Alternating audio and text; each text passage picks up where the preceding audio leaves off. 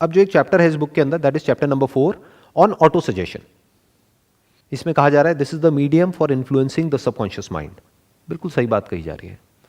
Subconscious mind मतलब क्या है? हमारी आदतें, वो काम जो हम बिना सोचे समझे करते हैं। जैसे जब तक गाड़ी चलानी आपको नहीं आती है तब आप कॉन्शियस माइंड से गाड़ी चलाना सीखते हो, एक बार गाड़ी चलानी आ जाती है तो वो गाड़ी सबकॉन्शियस से चलती है।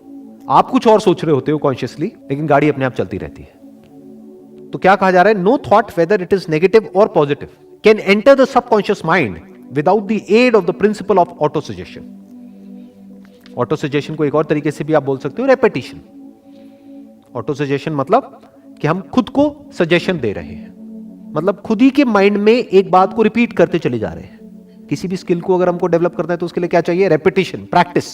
माइंड के लेवल पे अगर ये जो डिजायर है, अभी वो सिर्फ एक डिजायर है, उसको बर्निंग डिजायर बनाना है, तो उसके लिए क्या करना पड़ेगा? क्या चाहिए माइंड के लेवल पे? Auto suggestion. ऑटो सजेशन मतलब क्या?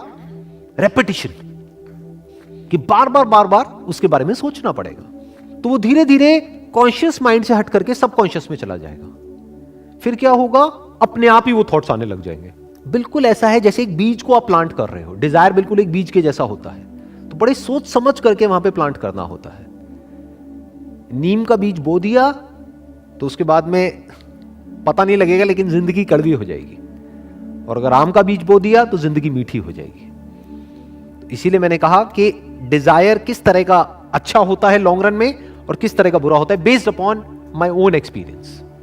कुछ लोग मेरी बातों का कुछ गलत मतलब भी निकाल लेते हैं।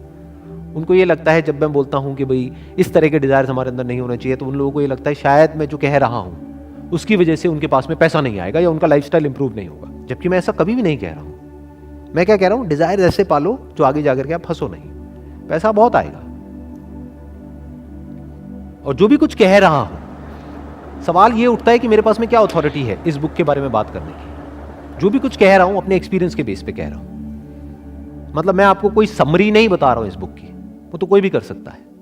मैं क्या बता रहा हूं कि मैंने इस बुक को पढ़ा था आज से बहुत साल पहले, मे बी 20 साल पहले, जिसके बेस पे मैंने कुछ समझा, कुछ इंप्लीमेंट किया, कुछ चेंजेस लेकर के आया अपनी थॉट प्रोसेस में, जिसकी वजह से आज मेरी लाइफ एक पर्टिकुलर लेवल पे है। तो क्या कहा जा रहा है? No thought whether it is negative और positive can enter the subconscious mind without the aid of the principle of autosuggestion. मतलब कि जब तक हम रेपिटेशन नहीं करेंगे तब तक के कुछ भी नहीं होगा।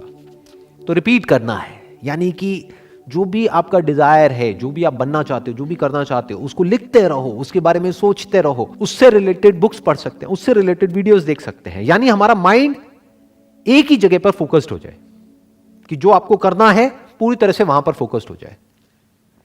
फॉर एग्जाम्पल, आपके माइंड में ये डिजायर है, एक बर्निंग डिजायर है एक्सीलेंस को अचीव करने का, जिस भी फील्ड में आप हो उस फील्ड में, तो उस एक्सीलेंस की जो भी डेफिनेशन है, हर फील्ड के लिए अलग अलग है एक्सीलेंस की डेफिनेशन। आप एक डॉक्टर हो तो कुछ और है, इंजीनियर हो तो कुछ और है, लॉयर हो तो कुछ और है, बिजनेसमैन हो तो कुछ और है। जो भी डेफिनेशन है आपकी फील्ड में एक्सीलेंस की, उस डेफिनेशन को पहले क्लियर करो अपने माइंड में, डिफाइन करो अच्छे से, ताकि वो डिजायर डेफिनेट हो जाए।